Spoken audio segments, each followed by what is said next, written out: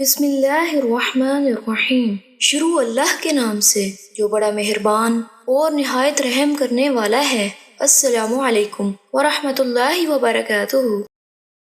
حضرت ابو ہریرہ رضی اللہ تعالیٰ عنہ بیان کرتے ہیں، رسول اللہ صلی اللہ علیہ وآلہ وسلم نے فرمایا، بندہ جب تک کسی گناہ یا قطع رحمی کے بارے میں دعا نہ کرے اس کی دعا قبول ہوتی ہے، بشرط یہ کہ وہ جلد بازی نہ کرے۔ عرض کیا گیا، اللہ کے رسول صلی اللہ علیہ وآلہ وسلم، جلد بازی سے کیا مراد ہے؟ آپ صلی اللہ علیہ وآلہ وسلم نے فرمایا، وہ کہتا ہے میں تو بہت دعائیں کر چکا لیکن میری دعا قبول ہی نہیں ہوتی۔ اس صورتحال میں وہ مایوس ہو جاتا ہے اور دعا کرنا چھوڑ دیتا ہے۔